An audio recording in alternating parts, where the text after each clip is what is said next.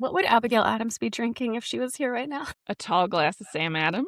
That's a good answer. I was going through like every cocktail in my head that I would be like, she's a martini girl. But if I was having a drink with Abigail Adams, I'd want to be drinking a beer with Abigail Adams. 100%. And it wouldn't be dainty. It would be just bold.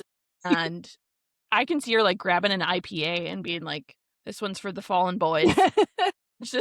I cannot tell you, dear listeners, how thrilled we are about this episode. We have Stephanie Dray and Laura Kamoie on Marks and Manuscripts today. They have written 3 of my absolute favorite historical fiction books. You've seen the covers, you've definitely read the books. They wrote My Dear Hamilton, hello. They wrote America's First Daughter. That was their first one, and that was my first read, and that's when I fell in love with them. Today, May 5th, when this episode airs, is their release date for A Founding Mother, which is about Abigail freaking Adams, everyone. Like, I can't say enough wonderful things about these 2 women and their writing. They make history digestible. They relate it to everything that you're experiencing today, being a woman, and finding kinship with women that came hundreds of years before you. I'm just so excited to talk to them. And so welcome, Stephanie Dray and Laura Kamoie. Thank you for being here. And take a drink every time Kate gets misty-eyed. Take a drink every time I cry. Take a drink every time I talk about being from Boston. I am a little disappointed you didn't like slip into your like, your native tongue. Yeah, when all the Revolutionary War reenactments were happening, this was going to be my first question, was like, which are the founding fathers are the sexiest? Because we have opinions here in Boston. And when we were watching the reenactments, I was like, oh my God, like Paul Revere was like a celebrity. We were like, do you guys see Paul Revere? Holy shit. Did you see him? Did you see him? Oh my God, he's fucking hot. I knew it. I knew he was going to be hot. They got a good one. That's a good fucking Paul Revere right there. Okay, so Paul Revere is yours. It's my founding father smash or pass. Yeah, smash Paul Revere. This book opened my eyes to some new ones, though. I really never considered Joseph Warren to be kind of hot, but Abigail says he's pretty attractive, so I'm gonna have to agree with her. And the Revolutionary War is something that I think is like can be extremely romanticized, and the women are very much forgotten. I mean, like if you're listening and you're like, oh, I watched the John Adams series. John Adams goes to France for like 5 friggin' years. He is in France, and she is at home raising what was kids. she doing? Yes. And they're like, screw it. He got his story. Like, let's tell Abigail's story. And I am so here for it.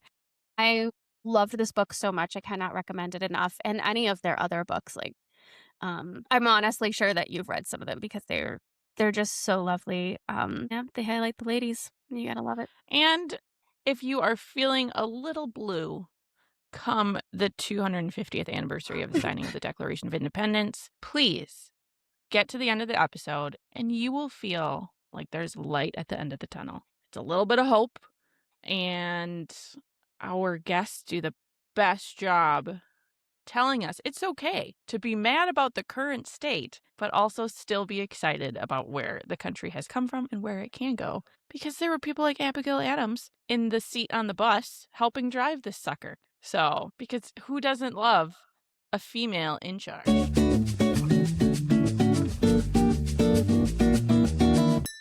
you so much for both of you being here together and chatting with us. I'm like, this makes me and Jenna feel so happy because Stephanie was just telling us that she met you at a writer's group, which is how Jenna and I met and formed this partnership. Oh, that's awesome. I'm like, for me and Jenna, this is really special because I feel like we're seeing 2 ladies that like really connected through this shared passion. And tell me more about that. I want to start there. Let's just start from the beginning. Yeah. Laura and I were both members of the Maryland Romance Writers Organization, which at the time was a bit of a broader organization. It was primarily romance, but you could sort of be writing historical fiction and also be part of it. And at the time, Laura was a professor of American history at the U.S. Naval Academy, and I was writing about Cleopatra's daughter at the time. And The thing that I remember, I don't actually remember like the moment I met Laura, but I remember that I liked her very much. And then she pitched to me a story that she would like me to read for a blurb quote. And then as she was describing it, I thought, oh, this sounds terrible. And I should not read this because I really like her. And then we're not going to be friends anymore. But I can't say no. So I opened it with such trepidation. And then it was brilliant. And I was like, oh, we're going to be besties. She didn't tell me that story until much, That's much right. later. You were like, I was terrified. You were an awful writer. In fairness, the whole story is set in an elevator in the dark. So I didn't have high hopes. But she's brilliant, so she pulled it off. And you're like, if you can pull that off, you can pull off anything. That's right. That's right. Oh my gosh. I love the tea. I love getting the tea on here. Yes. How do you split this up as writers? How Like, do this together and make it work? to me, group projects, though I come Are from a you saying the design word? I come from a design background, so you like have to play nice with everyone, but it's not everyone's like first choice. We made it up as we went along, basically, because neither of us had ever written with someone else like this. And so when we came up with the idea for America's First Daughter at a writing conference, and we went from having a dinner table conversation to coming up with an idea based on the thought that we couldn't really think of much that had been written about Thomas Jefferson's daughters, to racing back to the hotel room and researching it for hours. And then in the middle of the night, that night, deciding, oh, we're going to write this book and we're going to write it together. So with a lot of excitement and a little bit of hubris, we sort of dove into this. And our process has evolved with each book. With the first one, we outlined and brainstormed together, and literally we were so sort of together in the process that we would get on a Google video chat, and I would be working on one chapter and Steph would be working on the next chapter, and we would be researching live and swapping source material that we thought would be useful for the other person. And then we would immediately trade the chapters and revise freely. And 95% of the time, or more even, we just accepted all of the other person's changes. And that changed over time based on, what else might have been going on in our solo writing careers, or based on what was going on with the book. But basically, we took a lot of the ego out of the process and tried to remember that it wasn't Steph's words or Laura's words. It was the character that we needed to have one unified voice. And so we really found ourselves, handling pretty much every page of the manuscript in order to get it there. So it was just a lot of that mutual trust and respect and saying, Yes. I believe that you are on the same page as me. And then you just kind of took off. And how many are you at now together that you've written? I think we say it's 3.5 because Oh. we've written two founding mothers books, America's First Daughter and My Dear Hamilton, but we also collaborated on a little known book called Ribbons of Scarlet about the women of the French Revolution. And there were other authors involved in that, so that's why I count it as half. But I think we could count it as all, whole books. So we'll call it 3. So this will be our 4th. So are you working on any others too? We are, but we can't tell you what it is yet because Oh, I'm dying. the publisher doesn't know yet. So if we told you first. Well, you're coming back on here so we can get the scoop on that one. That's Yeah. Okay. We like Yeah. we want the scoop. But how do you? My question too is, Mhm. when you are deciding on these topics together and who you're going to cover, is there a thought about working with, your traditionally published authors? Is there kind of like what's going to work best in the market, or what are we the most interested in? Or like, do you have ideas that you would have wanted to pursue, but maybe they weren't the best at the time for the market, or whatever it is now that you are connected to? Yeah, I mean, and I know Laura will agree with me, we were actually quite reluctant to take on even Abigail for a long time. We've been asked over and over again to do Abigail Adams. Everyone wanted a book on Abigail Adams. And Laura and I are both fans of the HBO special, John Adams. And so We're obsessed. yes, it's totally obsession worthy. Right. And Laura and I, we would talk all the time about the fact, like, how are we going to outdo Laura Linney? Like, there's no way. She's an American treasure. We cannot compete. And then eventually we found a way in that was unique because the special doesn't really cover Abigail's life and her motivations and her contributions that way because it's really about John. But once we, wrapped our heads around what we were going to write about, what we were going to focus on, then we thought, okay, this is commercial enough and it's something that we're excited about. Laura, did you have anything else that you wanted to add to that? Yeah, I would just say that the other consideration that has gone into each of these selections is that we're writing women who live in the same time period, sometimes in the same places, who are in the same social and political circles, and all of whose lives overlap. In fact, I think they all, or almost all, play cameos in each other's books. So the other consideration was, who can we pick that gives us a substantially new story to tell about the Revolutionary era? So we don't want people who all had very similar experiences because then we don't have something new to say. We don't have a new story to tell. So we went from Patsy, whose life is dedicated to her father, who spends her formative years in Paris, but then marries young and spends the rest of her life on a plantation, mostly her father's. And she played very little role in his public political career compared to the others, especially. And then we have Eliza, who's not only from the northern frontier, but comes from a place that is quite culturally diverse. Even the Dutch background is more liberal than the English colonial background. She's the daughter of a general, so when the war breaks out, his cause is her cause. That's how she's been brought up.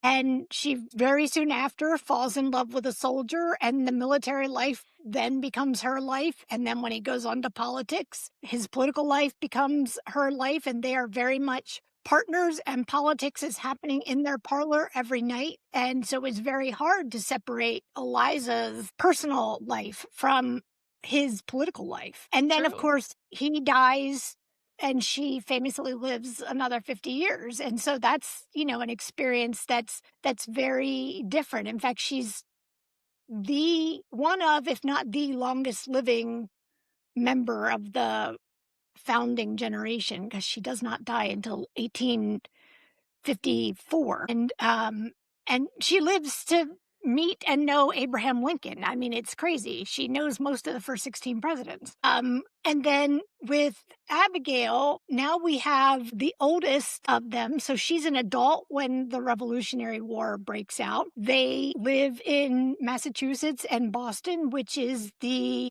center really of the resistance to all of Great Britain's unpopular policies, and therefore becomes the target of Britain's repressive punishments for that resistance. Because of her husband's nation building activities, she ends up being basically a single mother in the middle of a war for really a cumulative total of about a dozen years. And so each of those stories allows us to look at the revolution from a different perspective and a different geography, where different battles and issues are playing out. And so that's always been a consideration for us too, is, we want to have a unique story to tell each time. Mm-hmm. Something I love about all of your books, I especially love it in the Abigail Adams book because she is a person that we know so well and we truly adore. You do such a good job at reading between the lines of history, and that's the best way I can say it is taking these thousands of letters and being well, you guys, she had how many children, and going into even intimacy of the life of Abigail and John, and I'm just yes, we're talking even, and I was dying when she was talking about even just how attractive George Washington was, or how Joseph Warren was. I mean, because George Washington's not on my top 5 hottest founding fathers. Paul Revere. Oh my God, though, have you seen the AI pictures of the founding fathers with they're shirtless and stuff? Oh God. Oh my God. No. George is a looker, I'm telling you. He's Well, tall. why? He was like a 6-foot ginger with messed up right? teeth and lead Jenna poisoning. has it. Jenna's got it. You She know what, knows though? how to He read had George like, they all Washington. said he had like a soldierly build. So What does that mean? it means he was tall and He looks muscly good on a and horse. looks great I on a mean, horse, dances. Don't open your mouth.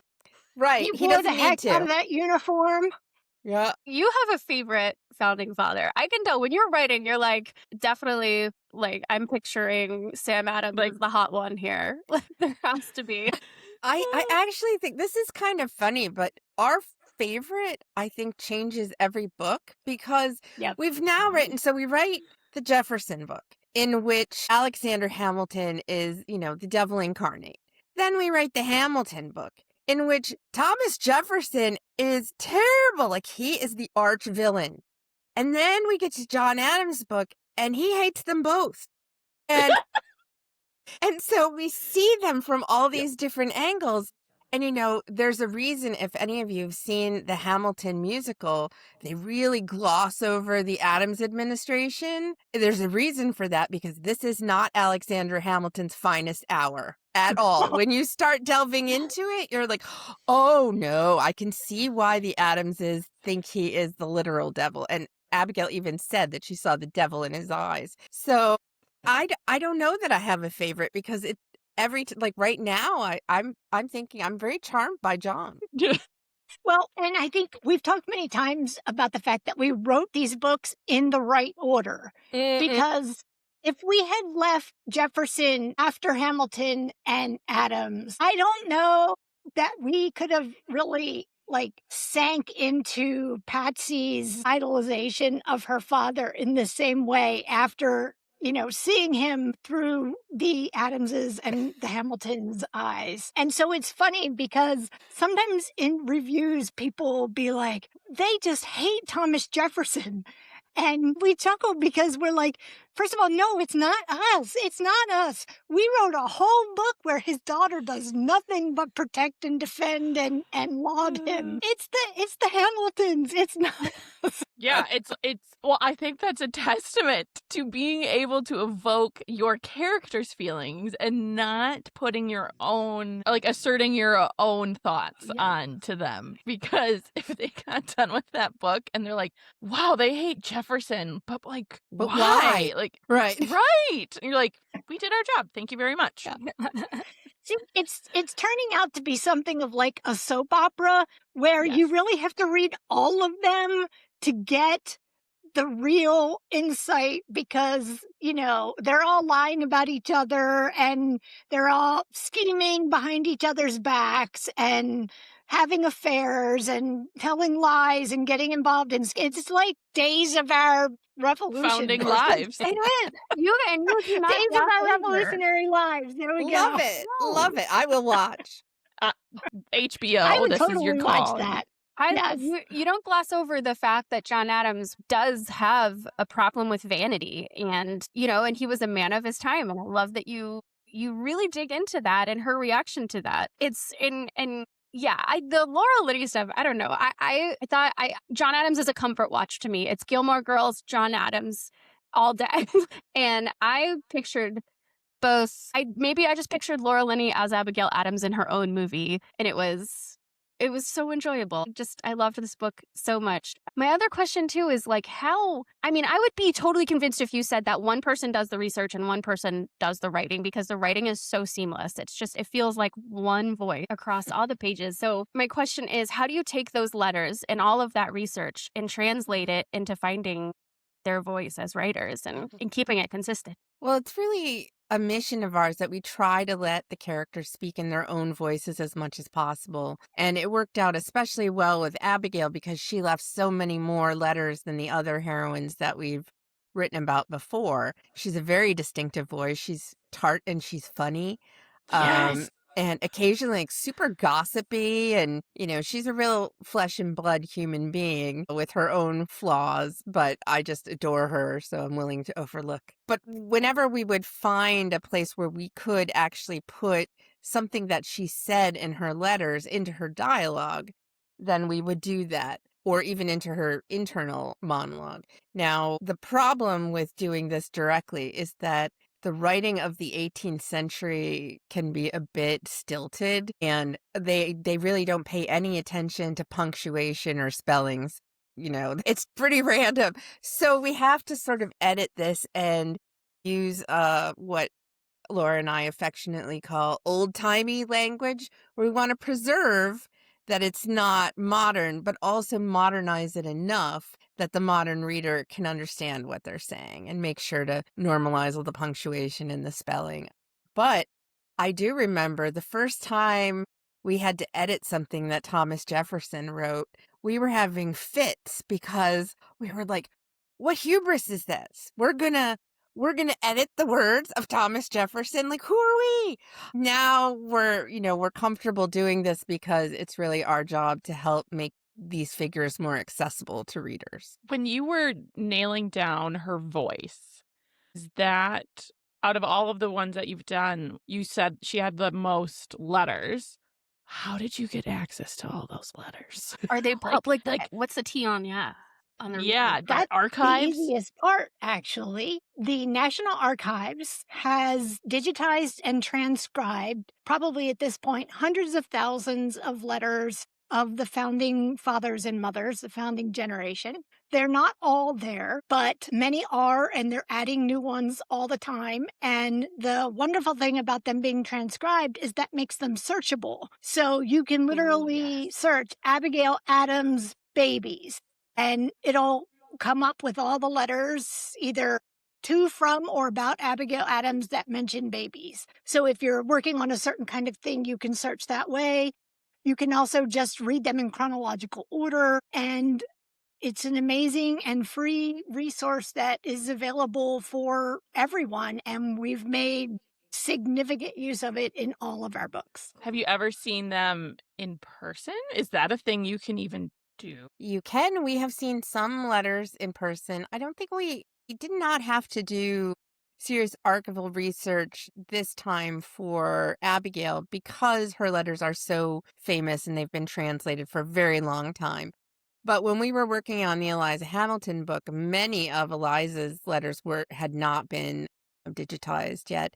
And so we went to the New York Historical Society. I want to say we went to a library, Laura, where it might have been closed for renovations or something. But We went to the public library, and they had taken the Schuyler family letters off site to photograph them for digitization. And we were crushed. I mean, happy that that was happening, but crushed because it meant we couldn't see them. So then we went to the Schuyler House in Albany, which is a historic house museum, where they had some of the letters there as well. So we also looked into their collections. Yeah. So sometimes we do get to touch them and see them. And generally I freak out and Laura's the only one with the presence of mind to take a photo of the letters and the signatures, but it's always an experience.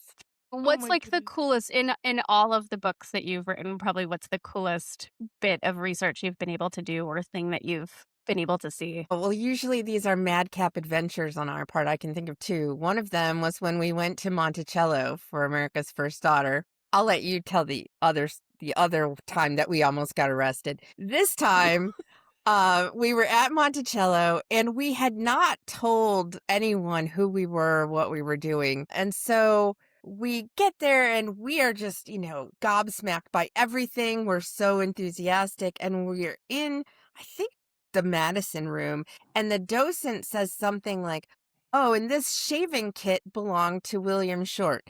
Of course, no one else knows who William Short is, but he's a major character that we're writing about. And so Laura and I both shriek, William Short! Oh my God! And we're shoving people out of the way. We want to touch this stuff. And they are now concerned. And so they have a security guard trailing us through the house to make sure that we don't touch anything. But we also got to go upstairs into Patsy Jefferson's bedroom when it had just started to be open to the public. And for us, that was a really meaningful experience because we got to understand in a way that we could never have understood if we weren't in the space, that Patsy's bedroom is directly over Thomas Jefferson's. Now, if you see his room, and there's a million beautiful pictures of it online, it overlooks a flower garden. It's all beautiful. It's his idealized world of Monticello. Patsy is above him, and her room overlooks Mulberry Row, which is where the enslaved people live on the plantation. And we think it's why she always had a much more realistic idea of what was happening, both in the country and especially on the plantation, and what their prosperity was built on. And so we tried to really work that in to the manuscript. And Laura, you can tell them about your misadventure with the window at Tuckahoe. Did you I am break and starting enter? with those little stories, but yes. So we went to Tuckahoe Plantation, which is outside of Richmond, Virginia, which is the ancestral home of the Randolph family, which Patsy married into Thomas Mann Randolph. And there is a tradition in the family. There's a date that's carved into a window in a parlor, and the tradition that they tell at the house when you go for a tour, which is what we were doing, is that the daughters, in order to test if their engagement rings were actually diamond, would write into the glass. And first of all, this doesn't make sense on a lot of levels, but it especially doesn't make sense when you realize that the date is March. I don't know what date it was, but you're pulling that out of your butt, and I appreciate that. Mind you, there's only one date I think carved on the 17 window. I could Okay. be wrong. All Okay. right. Whatever the date is, it is the date that Thomas Mann Randolph, his mother, died. And very quickly thereafter, the father married this 18-year-old twit who very quickly set about redecorating to get rid of everything that the other woman had done. So that's not random. Somebody specifically carved the mother's death date into the glass, this With a diamond. permanent reminder that she could never be gotten rid of. So you couldn't get super close to it. We go outside and we're basically like, we want to take a picture of this date. So we're basically like sort of scaling the side of the building to get our camera close enough to take a meaningful picture.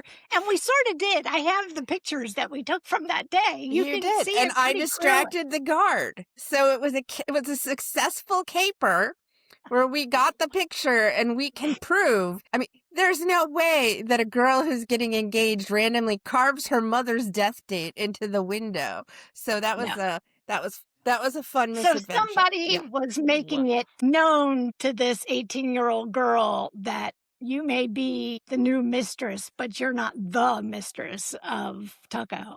The other funny Someone- story that came from that same trip, and we had so many actually, is that when we were at Monticello, we went down to the family cemetery, which is back behind the mansion, and we're standing at the gate. Thomas Jefferson's obelisk is sort of right in front of you behind the fence. And there's a bronze plaque that draws all the burials to tell you who is buried where. And I'm looking at this, and all of a sudden I see something and I cannot talk. And I'm grabbing Stephanie and I'm like pulling her and I'm freaking out. And of course, there's other people around who are trying to enjoy the cemetery as well. I'm starting to make just a little bit of a scene because what Again. I saw, right, It's fine. is that if Thomas Jefferson's obelisk was here, Patsy was buried here, and her husband was buried on the other side of Jefferson. So literally, Jefferson was buried in between them. And since the husband died first and Patsy died second, that means that she probably had some say in that. And after we had just drafted a book about how Thomas Jefferson was always in the middle of their marriage, to see it literally in the ground was like, even just talking about it right now, I'm getting chills on my arms, because there are these moments when you write historical fiction sometimes where later you fall over the proof that what you theorized and interpreted was actually true. And it was probably the most fantastic example of that from any of the books. I'm like, Crazy. I know. That Stunned. just made me so emotional. I don't know. I know. I'm like, Kate, are you crying? Are you crying, Kate? Yeah, let's just call it. Call a spade a spade. You got misty-eyed. It's fine. I know. I love it. So sometimes we can be kind of menaces when we go places and we find stuff that's important to the books and we just can't hold back our excitement. But Laura, I- this is how we know that Kate and Jen are our people, because she got Yeah. verklempt about a historical thing, and that's us. We are lunatics. We walk into the Library of Congress and cry. This is who we Oh my are, and God. so you're our people. Yep. I did. I did I a just- post recently for it. I don't know why, but I'd Yeah. never been to Orchard House before. I grew up here. My dad, on Bunker Hill Day, we would go and sit where General Joseph Warren was shot and have lunch, like, on the thing. But I'd never been to Orchard House. And I walked into Orchard House and, like, walked into her room and just started like by Aw. myself on this tour. So, like, Aw. I get it. And I think being from Massachusetts, it's so ingrained in us, like, that history is just literally a part of growing up. It's in our blood. It is very present everywhere you go. So when you guys come to Boston, we'll do your thing at Old North Church, and then we'll go grab a drink at Green Dragon, and we'll hang out. At the Green Dragon. Yes, of course. Kate worked there. I was a bartender at the Green Dragon. When she walked into the Green Dragon, let me tell you, I immediately started slapping my husband. And I was like, what I would give to have a drink with Abigail Adams at the Green Dragon. I mean, Yeah. have you been into the Green Dragon? No, we're so know. excited. Oh This my is gonna God. be great. This We is might happening. cry. It's right down the Yes. street Okay. from Old North We Church. will raise a glass to Abigail. Absolutely. It is, I mean, unchanged. You will love it. You will absolutely love it. That's so awesome. Yeah. And no, here, Old like, North we Church, just... it's like literally 5-minute walk. And so I'm going out to Boston for Kate's book launch at the end of May. And my husband's coming with, and he's huge history buff. He's like, what museums can we go to? I want to go see old shit. Yeah. I'm like, oh my God. Yeah. I'm like, we are going for Kate's book launch. Priority number 1. And he's like, I want to go see old things. I just wanted Oh my to God. give us the opportunity to Can we just do this all day? Like, I know, what? because Who needs a and this job? is why I have to stop at 45, because we just got so excited to talk to people. We could go all day. Mhm. But please, like, plug the book. Anything that you want that's like officially plugging the book that we can add in, or anything that you wanted to touch on about the book that you didn't get to talk about. Anything like that. Yeah. All right. I would say here it is, A Founding Mother, a book for everyone who knows how important it is to remember the ladies. It is. I'll say a couple of things about Founding Mother that I would love for readers to know. One, that we are going on an absolutely fantastic book tour starting on May 2nd. Most of the stops we are going to be together. A few of them we are going to divide and conquer all over the East Coast, but into the Midwest and even out to California as well. And you can get more information about that at draykamoie.com/events. This is so exciting. I could talk about it. When you guys said remember the mothers in that chapter, in that opening chapter, and you said, what about the mothers? I died. What an opening. It was so good. I love it. So I will just like my little like moment of reading that was when her daughter died in like one of those opening chapters. And I was just like, I have never experienced anything like that. But so many people have, like in our, like who is alive today.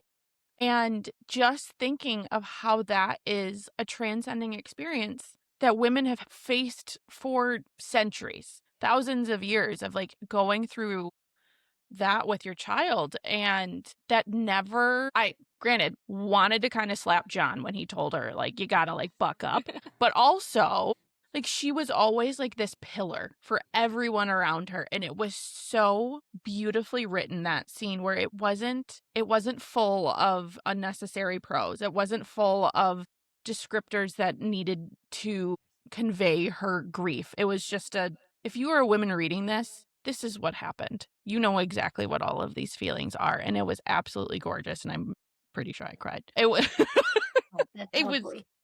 gorgeous. I haven't finished it yet, and I'm like dying to because jobs, kids, podcast things. But if you get your hands on this, if you get pause on it, just you're not gonna be able to put it down. Like it's like trickling in the back of my head. It's like go read it. Go read it right now. Yeah, you won't be able to put it down, and it is such a great reminder that and you start off with it starts off in 1814, which was so brilliant because it's just also a reminder that at some point every generation had the feeling that this country was going to end. Yes. I mean, the Oh shit. actual, the White House is on fire. Imagine if that happened. I mean, and we talk about, I think our generation specifically, like we talk in these kind of like, this is it, like it's over, like look at all the things we've been through as millennials, like 9/11 and stuff. And then you open that chapter and you're like, oh yeah, we are not like, times have been pretty bad.